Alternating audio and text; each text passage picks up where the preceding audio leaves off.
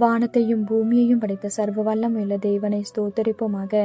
இந்த ஜூன் 29ஆம் தேதி முழுவதும் கண்ணின் மணி போல நம்மை பாதுகாத்து வந்த தேவனுக்கு நன்றி செலுத்துவோமா?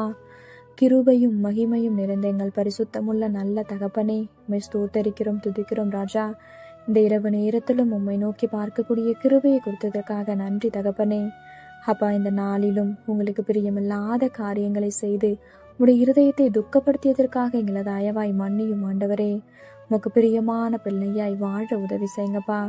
இந்த நாளிலும் எங்கள் தேவைகள் எல்லாவற்றையும் சந்தித்து நாங்கள் சோர்ந்து போகாதபடி உடைய வார்த்தை கொண்டு எங்களை குணப்படுத்தியதற்காக நன்றி தகப்பனே. ஆண்டவரே, இந்த நாளிலும் மற்றவர்களை குற்றப்படுத்தும்படியா பேசினதற்காக எங்களை தயவா மன்னிச்சிருங்க இசப்பா.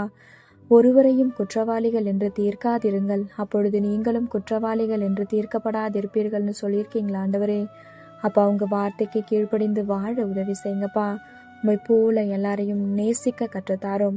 இந்த இரவு நேரத்தில் ஜெபிக்கிற ஒவ்வொருவரையும் ஆசிர்வதிங்கப்பா. அவர்கள் குடும்பங்களையும் நீர் பாதுகாத்து வழி நடத்தும். எங்கள் ஆவி, ஆத்துமா, சரீரம் முழுவதையும் உடைய கரத்திலே கொடுக்கிறோம். நீர் பொறுப்பெடுத்து நீர் வழி நடத்தும்.